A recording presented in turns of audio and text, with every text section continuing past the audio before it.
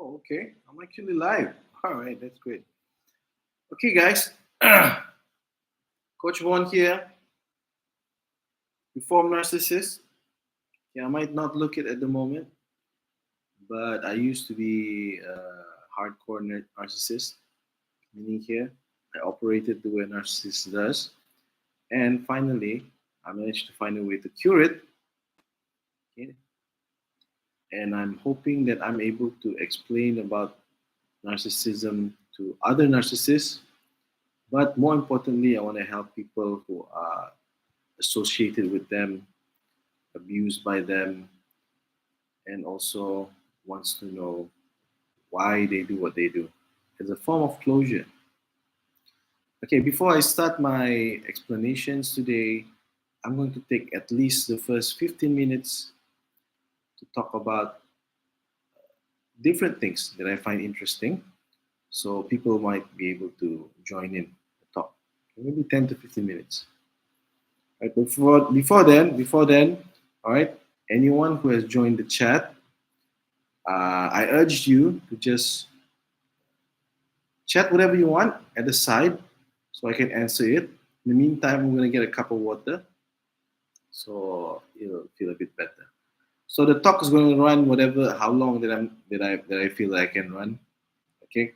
My main goal with doing this kind of long chats is to be able to get feedback on how I can provide more information to people in a better way. Uh, at the moment, my mission is to just provide as much information as I can. Okay, reason being, since I have lost the narcissistic loop, it's a bit difficult for me to gain supply lah, so to speak. Okay, it's kind of difficult for me to gain it, so I have to use a different loop, which I'm at the moment trying to build. I'm at the moment trying to learn from. I suppose you can call it the empath build, the empath anchor, so to speak. Okay, so I'm going to start talking about how narcissists uh, work on the 15th minute. All right. So the first 15 minutes, just me basically trying to get people to come into the live chats. So if you want to go straight to the information, then go straight to the 15 minute. All right. So since there's no one here at the moment, what I'm going to do is I'm going to get something to drink first.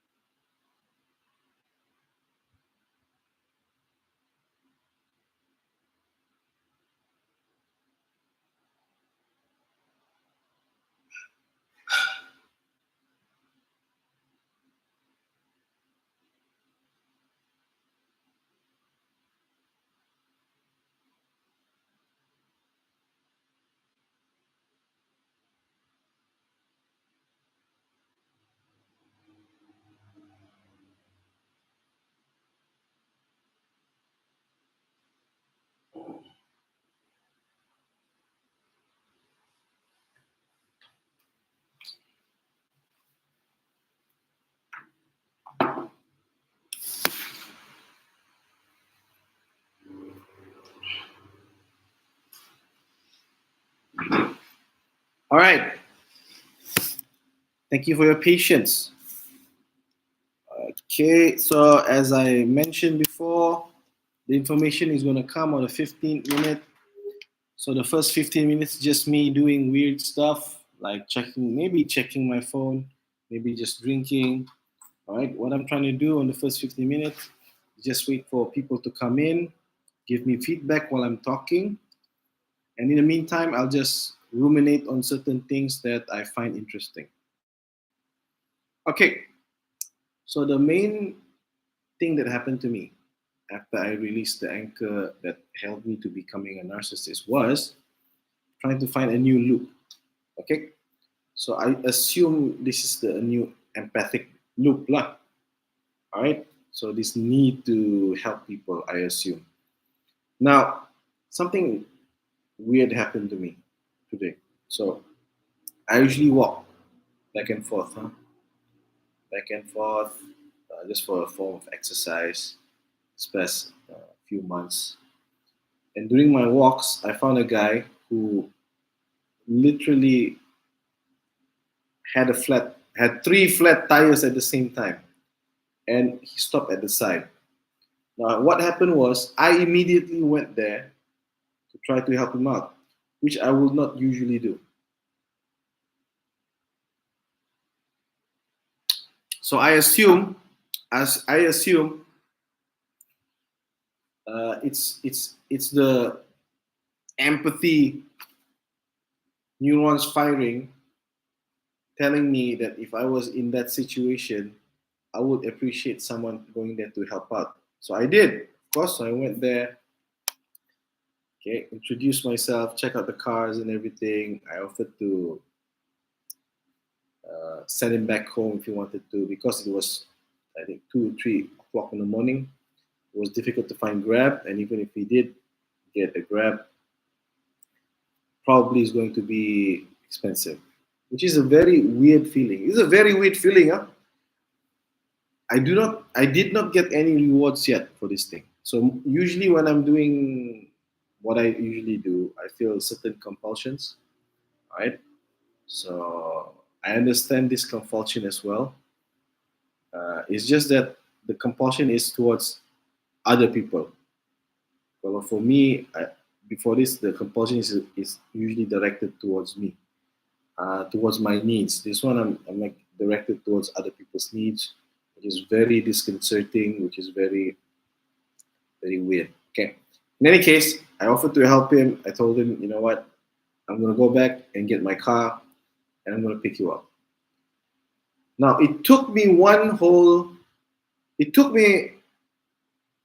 like 10, 15 minutes to go back to my house to get the car. Now, while walking towards my car, all right, usually when I'm in this situation, I will not hurry. There's no reason for me to hurry, okay? I felt compelled to run because I didn't want the dude to be waiting for me. So I felt compelled to run and I wanted to just walk and chill. All right. I mean, the compulsion was like so annoying that I actually ran in my slippers all the way to my house to get my car. All right. So I'm going back home, got my car. All right. So I went out, turned around, look for this guy. Okay, this guy is an asshole, by the way. All right. But it's fine. All good. Can I forgive him? So anyway, I went all the way to my house to get my car. Went to where his car was uh, broken down, I suppose. Now, bear in mind, his car has three flat tires. Huh? Three flat tires. And what happened was, when I arrived to the place where he parked, he was gone. Now, usually in this situation, okay, if I was a narcissist, there is no reason for supply. This is a narcissistic injury for me. It should be a narcissistic injury. But what happened was I was compelled to look for this guy because I felt, okay, if this guy was on his car, maybe he was scared of me when I was there. Now he's riding around in a car with three flat tires. So what I did was I went on another loop and U-turn to look for him. Maybe I missed him. Okay. I looked around for the second time. I didn't see him again. So I decided to go to, let's say, to the left of the T junction this first time. I went all the way to the left for the T junction. I didn't see him. I was asking people around if they see a car with uh, three flat tires. No one said anything. And no one said they saw it. So I was like, okay, maybe he went the other way around. So I turned around. I decided I want to go back home. But I said, okay, this guy's stupid. He's a dumbass. He should have just waited for me. I would have sent him home or helped him with his car or whatever. So I was driving back home, and then I felt compelled to look for him on the right side of the road now, on the right side of the T junction. So what I did was I U-turned again, turned around, and then looked for him on the right side of the T junction. So the whole thing probably took me 45 minutes. Okay, so I looked for him because I didn't want him to be stuck on the road by himself.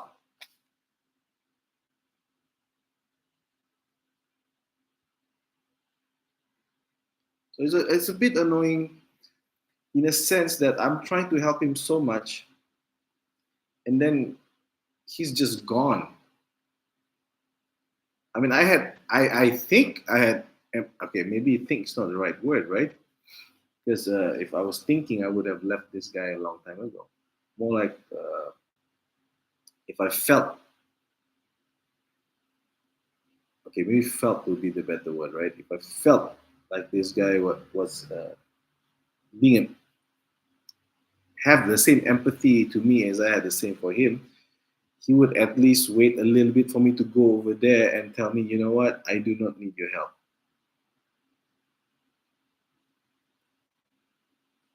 Or maybe he was scared of me and he just went off. Maybe he wasn't confident it was coming back.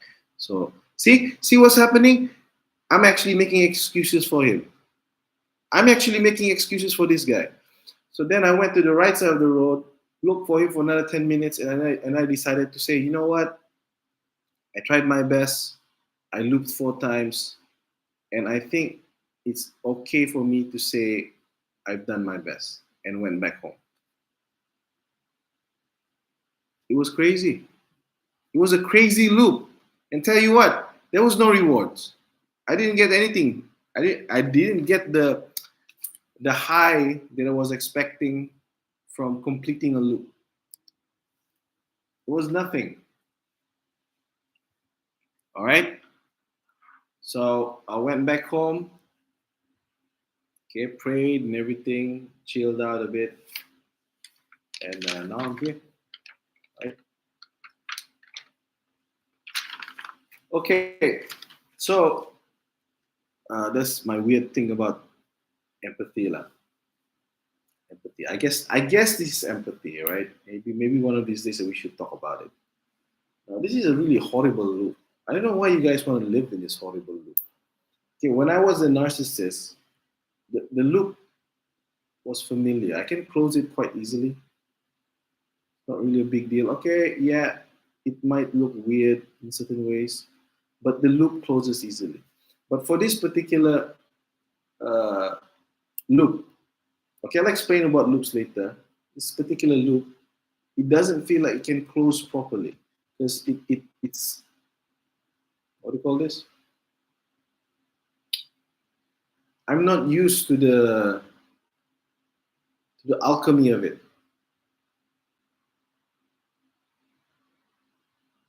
Like you're supposed to give empathy to people, right? But people don't give you back empathy.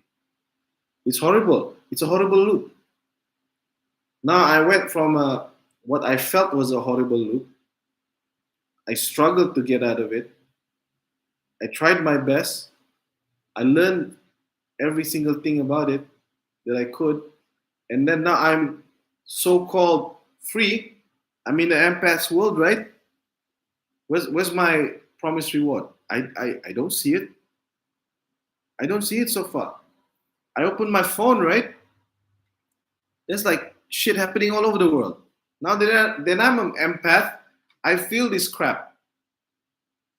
I feel this crap. Okay, I don't mean I'm an empath, but I'm like in this particular loop right now.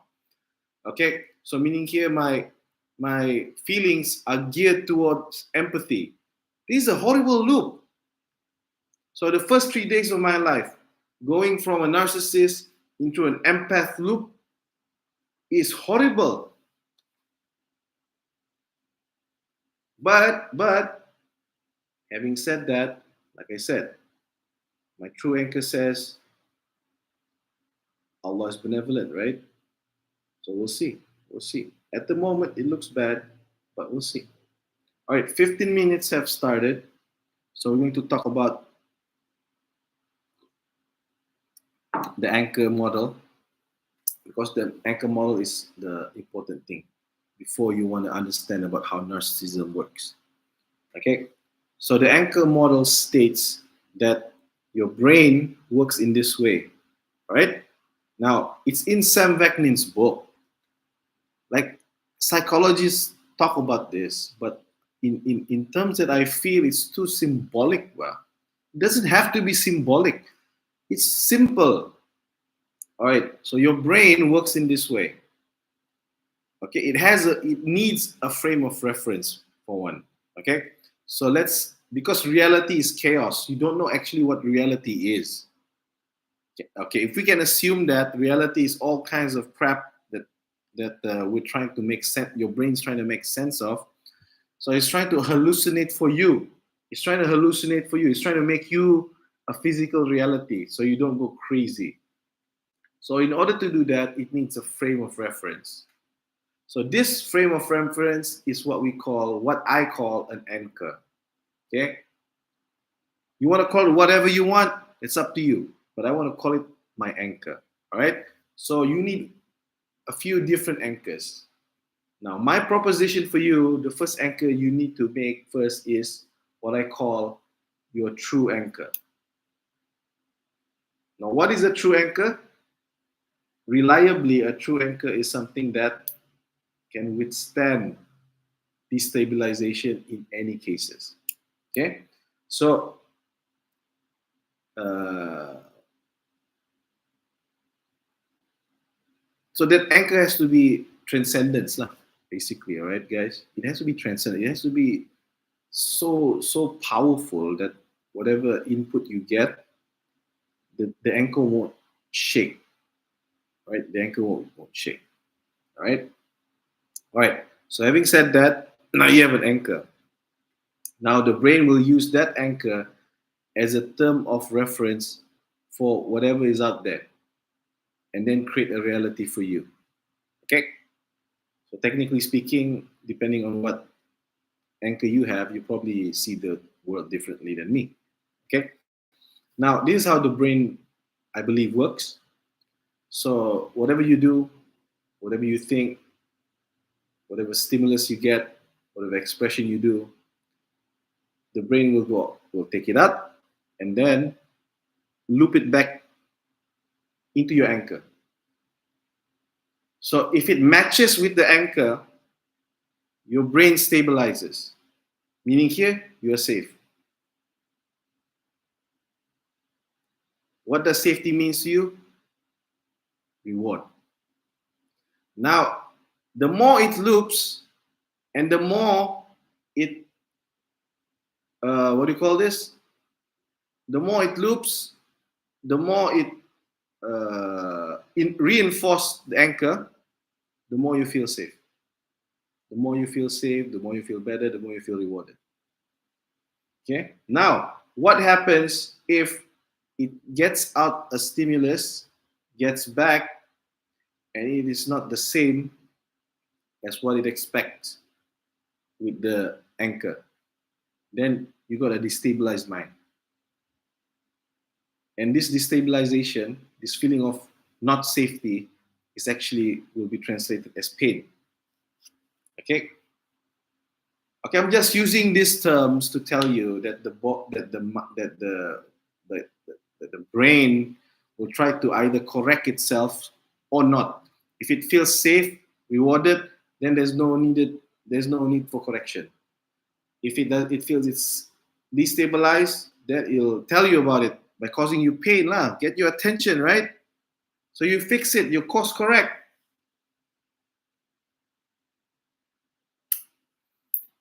So having a true anchor is important. All right. So I divided the anchors into different phases. Okay. Obviously, your true anchor, please get a good one. Okay. My true anchor, I decided to be Allah, Islam. If you want your true anchor to be Jesus, you go ahead and have your true anchor to be Jesus. You want your true anchor to be all kinds of different things, it's up to you. Okay.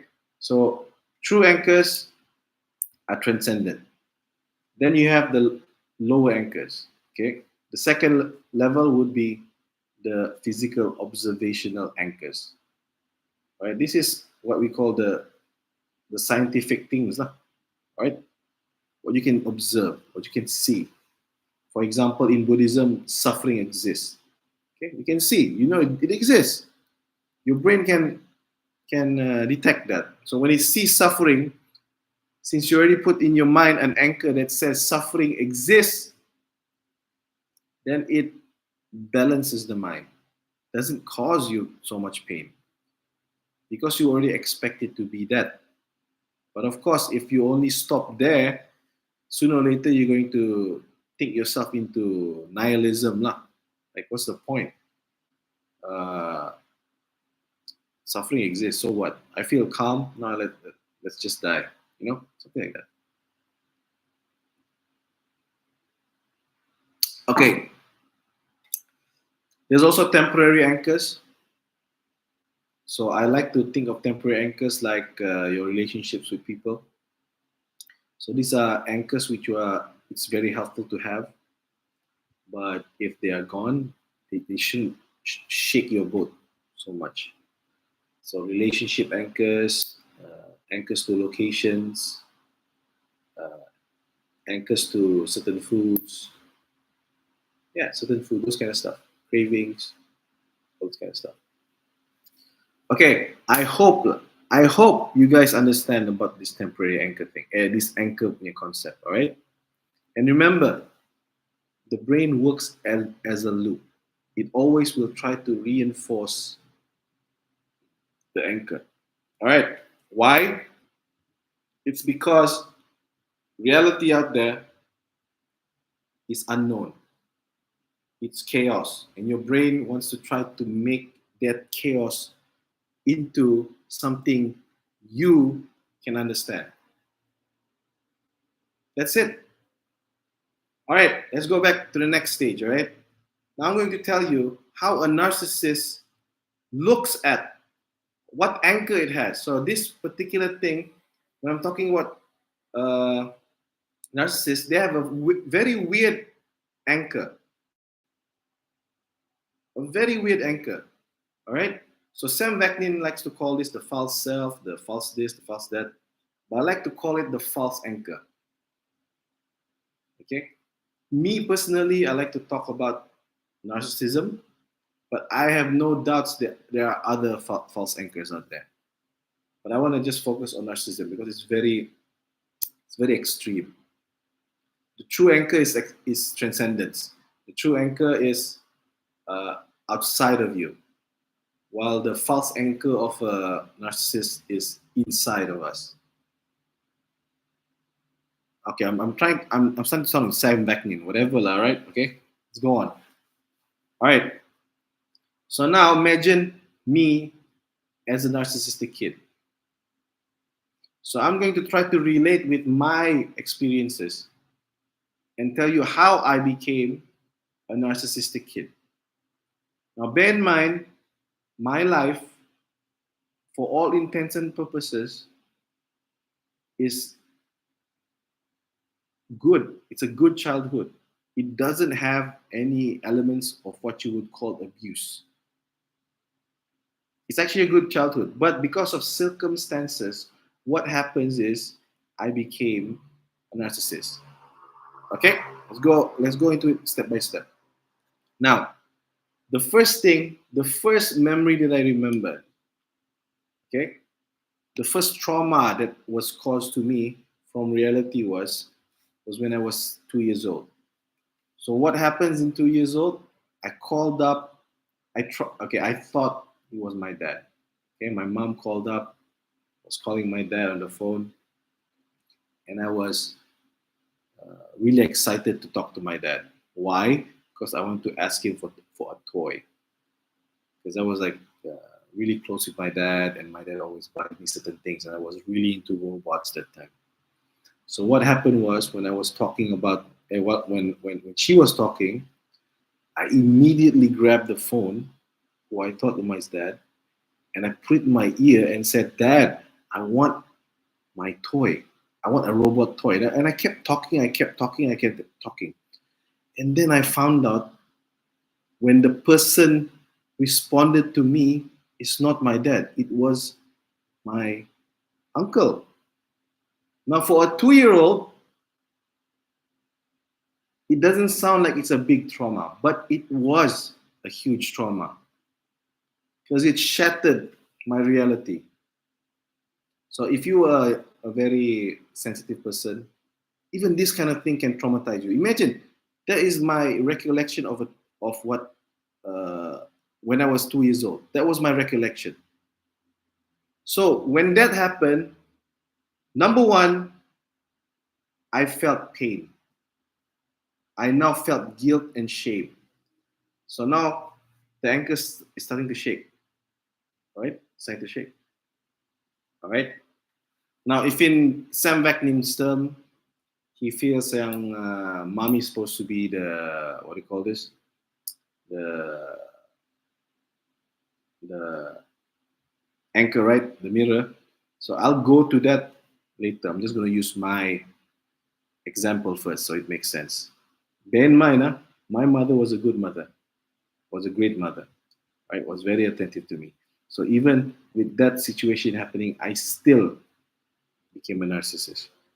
Right. So at 2 years old, I got traumatized so much because of that phone call that I started to get afraid. Okay. I started to get afraid. Now my anchor starts to move. I'm trying to find ways to protect myself. Okay, how do I not get into this situation anymore? So what happened was I created a small anchor, a smaller anchor at the moment. All right. So this anchor tells me that I have to be exceptional to make sure that I do not get hurt anymore. All right. If that makes sense, now. All right. Just a small anchor to say that I will not feel the shame anymore. You can call it like a mini false self or whatever you want to call it. Doesn't really matter, right? So this mini anchor is telling me I'm invincible. So next time this happens, since I'm invincible, I won't feel it anymore. Does that make sense to you guys? It should make sense to you guys. For a little guy like me. Okay, so I do not want to feel that shame. So I made a little anchor that says, okay, I'm exceptional, I'm great, I'm like godlike or whatever, blah, blah, blah, blah, blah. So next time this weird thing happened to me, it won't feel as much because I'm invincible, I'm godlike or whatever. But it's just a mini anchor at the moment. But my true anchor is starting to shake. All right, now I'm bringing that false anchor, that artifact anchor, together with my, okay, Sam Beckman calls it the true self or whatever lah. Okay, it's like the main anchor now. So it's like artifact over here, right? So now I feel I'm exceptional. I feel I'm smart. I feel I'm the best. Then when I went to school, I found out that what I was rewarded for certain things. I was rewarded for being smart. I was rewarded for being funny. I was rewarded for being able to speak a certain way. And people keep validating what I say and keep telling me that I am smart. All right. So I get recognition, supply. Okay. At this moment, probably you won't call it supply, lah. You would. Most people will call it conditional love, right? Conditional love, right? So now I keep getting it. I keep getting it. I keep getting it. You know what happens if you keep getting those kind of praises? Now this is not their fault. All right. So what happened was that little anchor I told you about that tells me I'm invincible, it starts getting enforced by the loop, by my brain. Okay, it starts getting enforced. Okay, Coach Bond is smart. Boom, boom. Okay, I get a feedback from my mom that says I'm exceptional. Okay, Coach Bond is smart. Boom, get good grades. Coach Bond is smart. Boom. So that little anchor starts growing, starts growing, start getting really strong right now. Okay. Now, probably if nothing happened to me, probably it won't be much of a big deal. All right. I mean, it's just an artifact anchor. It's not exactly, it's like some crazy big anchor. But sometime around my uh, elementary school two, grade two over here, 8 years old, instead of getting number one, I got number two. I got number two. And then the feedback I got was so devastating for me. For other people, they might say, okay, you know what? It didn't look like such a big deal from other people's perspective. But for me, it felt devastating. It felt painful. That was because my brain was destabilized. Okay, so I cried and all that kind of stuff. So everyone didn't think too much about it. They thought, okay, uh, everything was fine already. But because of that devastating trauma, I decided that I needed a stronger false anchor.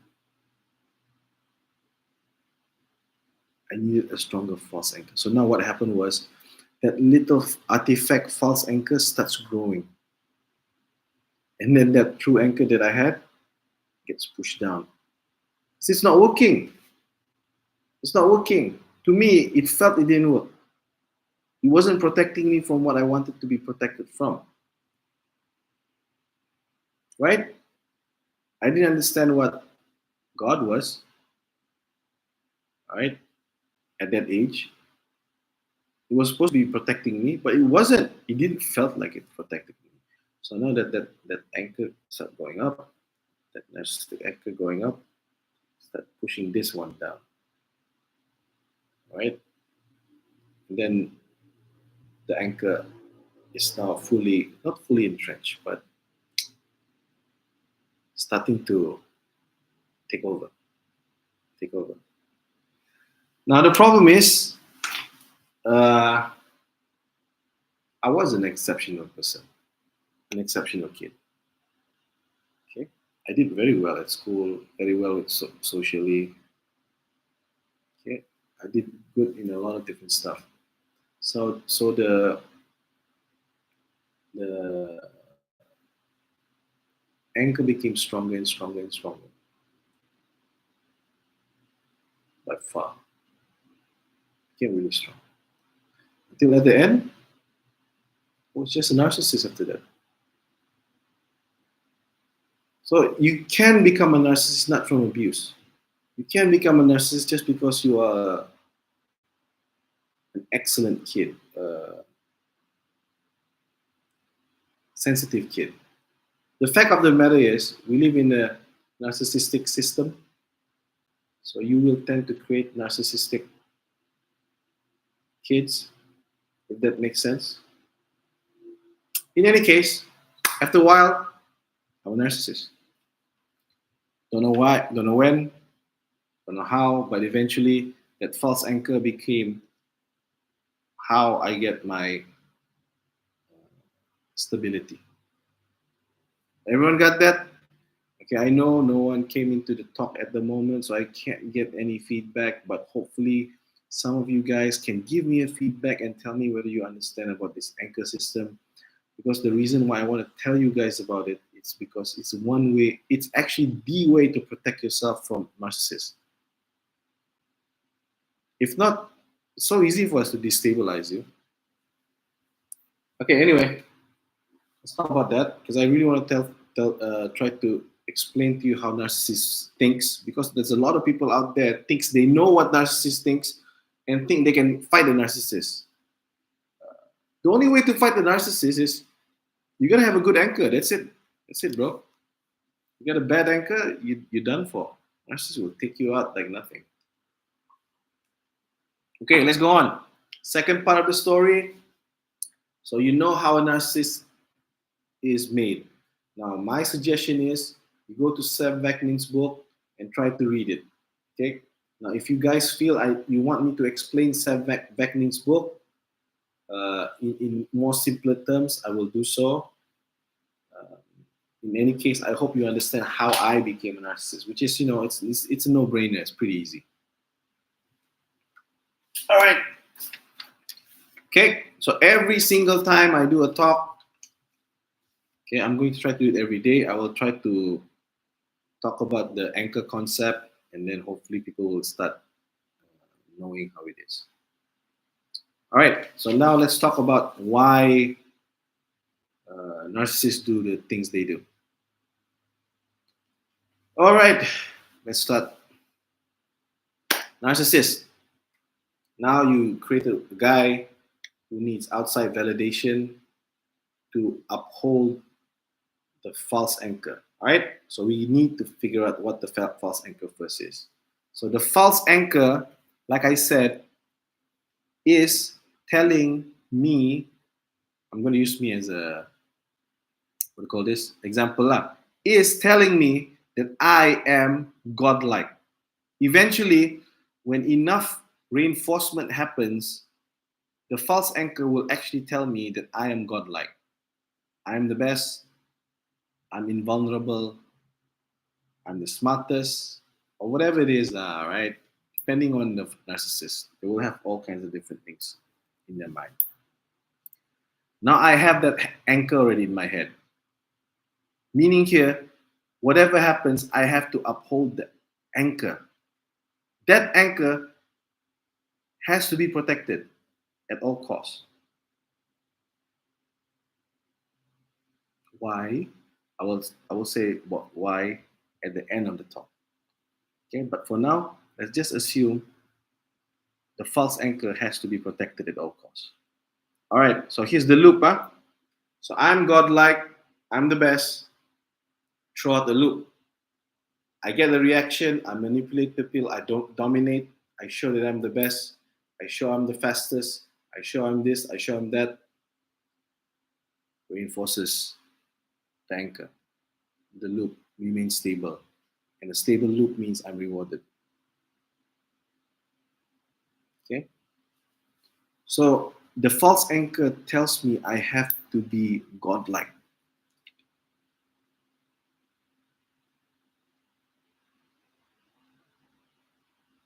So a godlike person can be anything, right? So, like for me personally, a godlike person is someone who dominates, who controls his situation, protects himself. Because I've been traumatized like so many times, I want to dominate my surroundings. I want to make sure I can detect every single thing. I'm omnipresent. I'm omniscient. So the what we call the presentation is domination. I want to dominate you. I want to show you I'm smarter than you.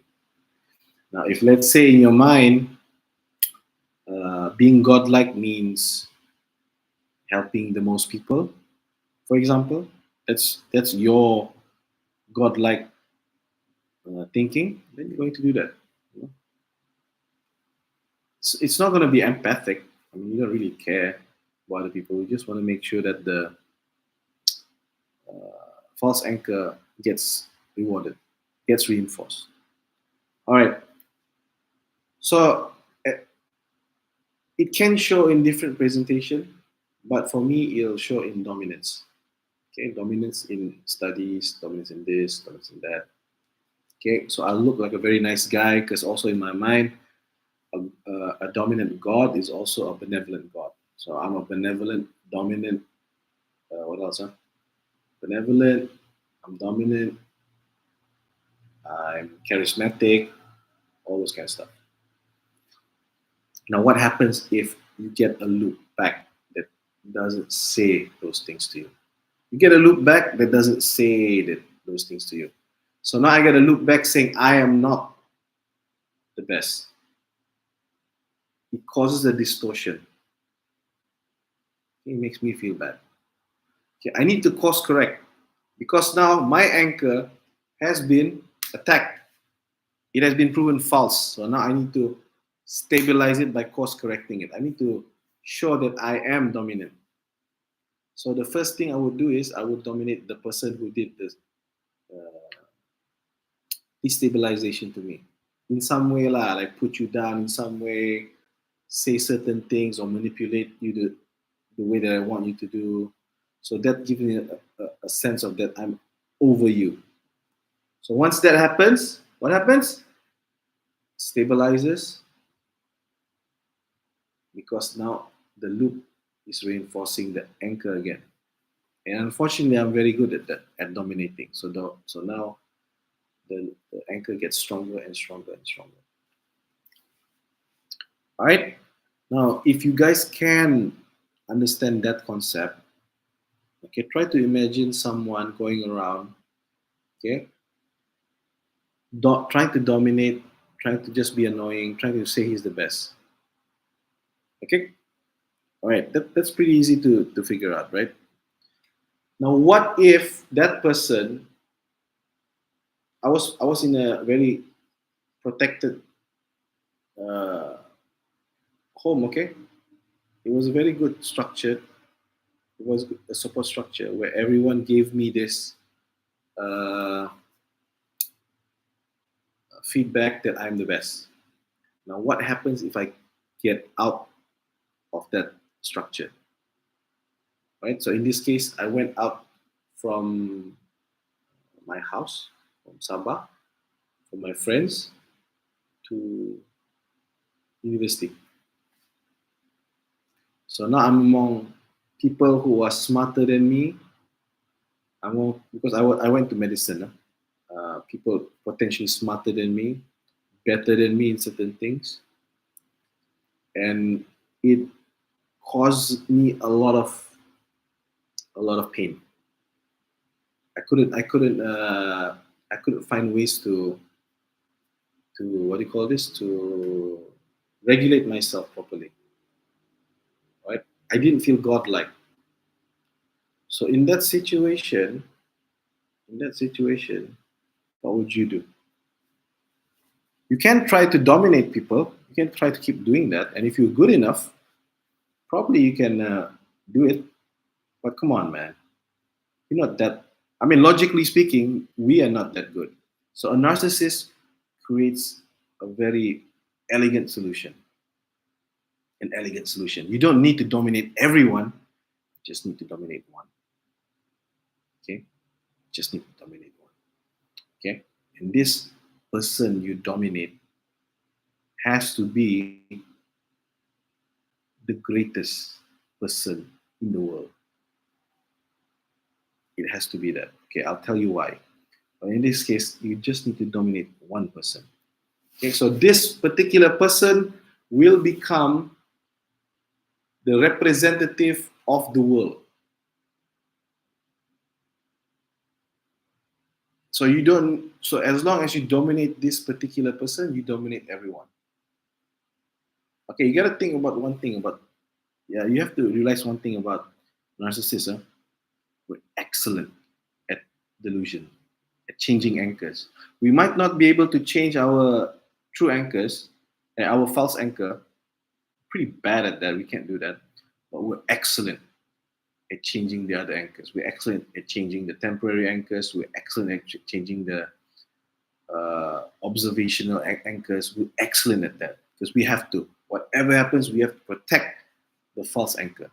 So now we have a strategy, and the strategy is get one person and create this person into the representative of the whole of the human being. Sounds familiar? All right. So the easiest way to get it would be, if I'm a man, I will find a woman lah. All right. So in my limited scope that time, I was looking at the student body in medicine. So obviously, I don't want to hang out with a dude. I mean, you can hang out with a dude, but I'm not really, gay or whatever, right? I mean, you don't have to be gay as well, right? It can be like a friend or whatever. The things you just gotta dominate that person. So it just so happens that I like women and I like beauty, and then that this particular woman that's being hyped. Okay, everyone said, okay, there's this really unbelievably beautiful girl. Like no one can get her. She doesn't even give a second notice to anyone else. She's a she's a dentist, and then she, all kinds of praises from people. So that's one indicator for a narcissist. That particular person has to be someone that's desirable by a majority of the people. It has to be desirable by a majority of the people. If it's not desirable, you're safe. Okay. I'm not trying to talk bad about you, lah, but I'm just saying the narcissist won't target you. Go good for you. Okay. So narcissists will target uh, exceptional people, fortunately. Now, second thing is the target has to be someone that can cause danger towards narcissists. It's weird, right? But if this person cannot uh, provide risk, like fight back, lah, so to speak, if this person cannot fight back the narcissist, then what's the point of putting this person as the figure to represent the world, the substrate of people? What's the point, right? You need someone that can fight you back. And unfortunately, the best person to be picked for this role is the so-called empath. Why? Because the so-called empath represents a different type of loop. Our loop is centered on ourselves, right? While the empath's loop, okay, we just use the word empath, okay, guys. I mean, everyone here is more or less, in the spiritual space. I'm not trying to belittle you guys. I'm just saying I'm trying to talk your language. So the empath is the adversary of the narcissist. So they represent the loop that we want to dominate. So the strongest empath has to be the adversary. That's the second thing. So if you have those features, you have to be careful. You are the prime target of a narcissist. But like I said, there are ways to protect yourself from the narcissist. I won't be talking about hijacking at the moment. I'll just be talking on how a narcissist works. All right. Now, a narcissist has targeted you for to be the adversary, for his adversary, for him to dominate. In my case, to dominate lah, in some way. Now I need to find a way to go close to you. So that's where love bombing happens. Okay, we're very good at seeing them, at seeing weaknesses. What is the weakness of the empath? It's so easy to find the weakness of the empath. The empath is usually someone who, especially if you're young, right? You don't know how to use boundaries yet, and you tend to try to help people all the time, and then people just don't appreciate what you do for them.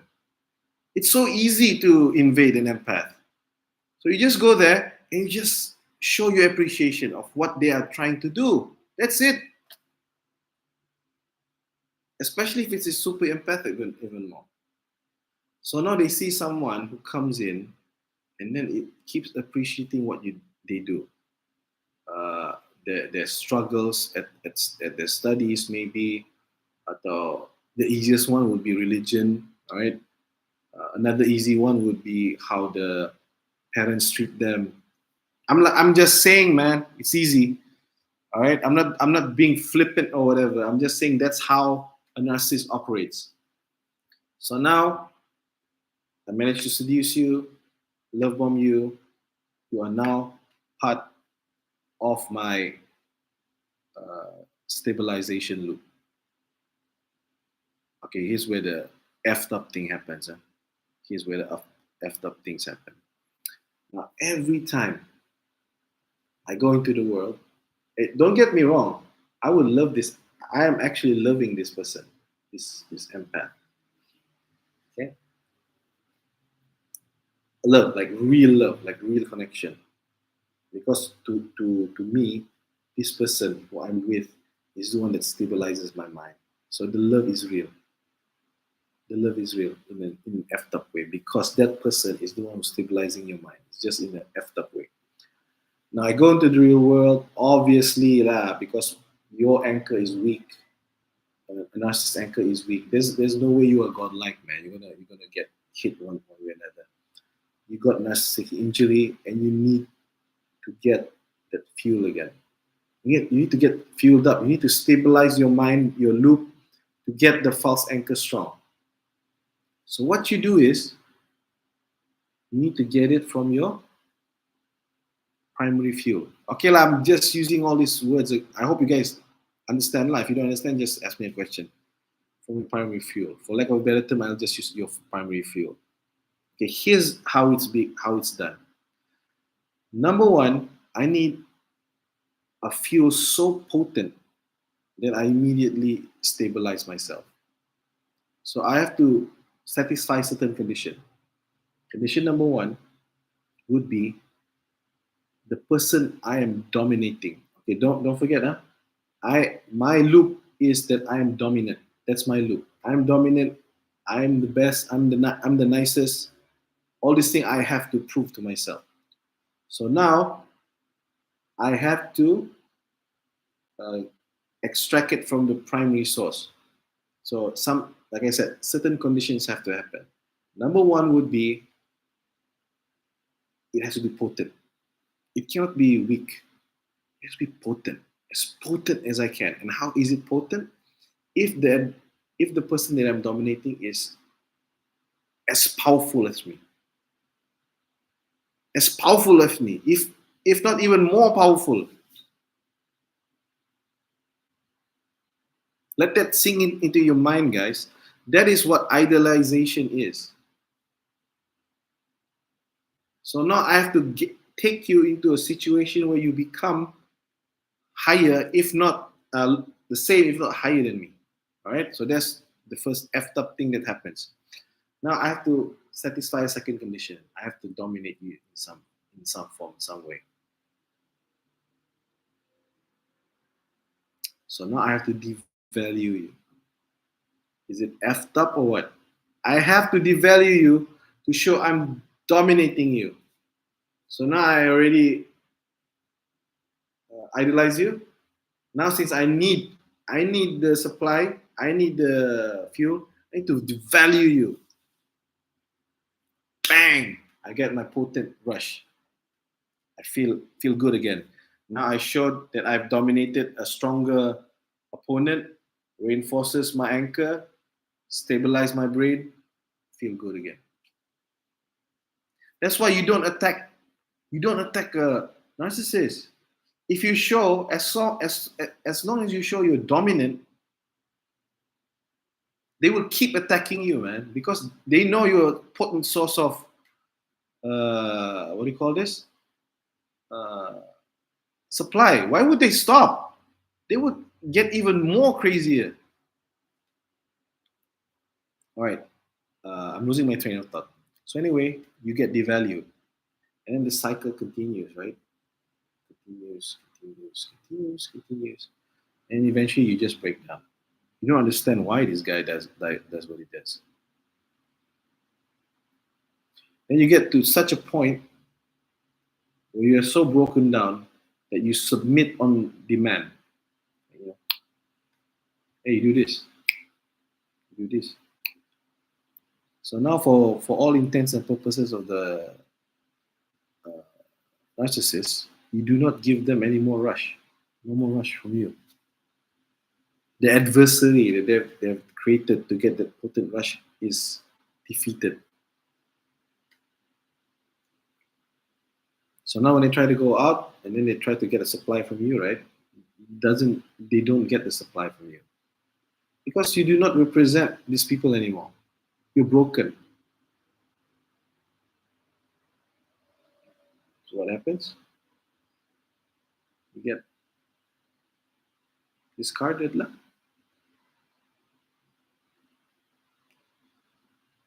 Simple as that. But there's other nuances about how narcissist works. But the basic framework is that I hope it helps. So a lot of people, they see the edges of how narcissists work. They see the edges, but they don't understand the anchor. Sam Vaknin understands though. So you should read his books.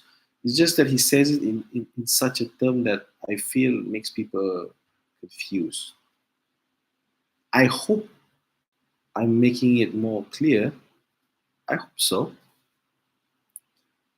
Now, how a narcissist work is we uh, get feedback. So I hope I get a feedback. So I will try to improve.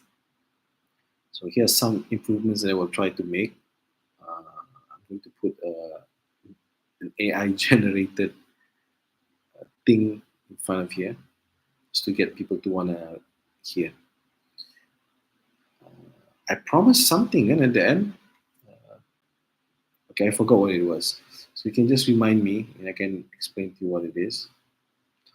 Now, the reason why I'm doing this, guys, is because I want to help as many people as I can to understand about how the brain works, how to defend yourself from being hijacked, right?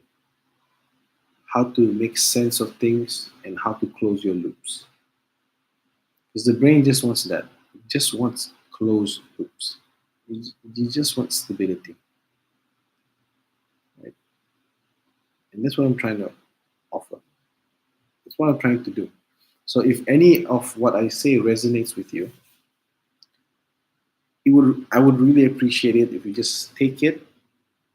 And if you have a YouTube channel, you can say it in your YouTube channel.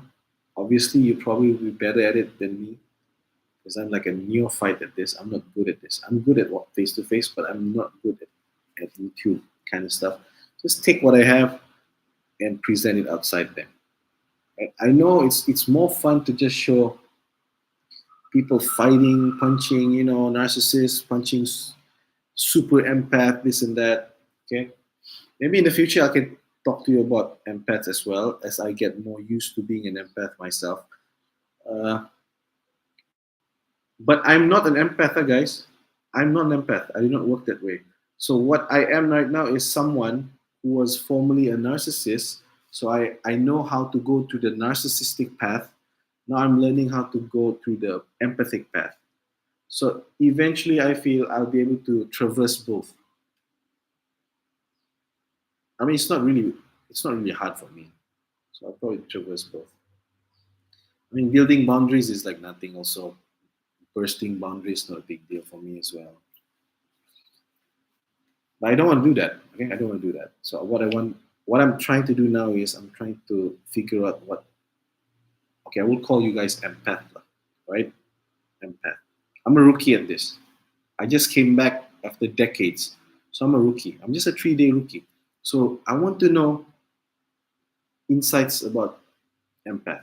Whatever you can give me, right? But even if you don't, I'll keep learning. I'll keep learning. And then in the meantime, if you guys want to know more about what a narcissist feel, acts, or you want to know more about the anchor model, the behavioral model, you just ask me about it and I will tell you guys. You want to know how I hijack things, how I uh, make people trauma bonded, all these things. I can tell you guys. If that's what interests you, then I will speak more of that. Because, but in any case, whatever I say, I will always talk about the anchors. I'll always talk about anchors. Every single videos I have, I will talk about the anchors because those are the most important part of the ideas that I have, and it doesn't make it doesn't it's no point for me to teach you anything else if the anchors are not right up there. So in any case, guys, I thank you so much for people who dropped by just now. Maybe next time if you drop by, just give me some feedback so I can improve the channel. All right. If you don't like my haircut or whatever, it's fine. Just give me a feedback. I want to improve the channel bit by bit. until I can reach out to as many people as I can. Okay, with that, I thank everyone, and I'll see you again next video.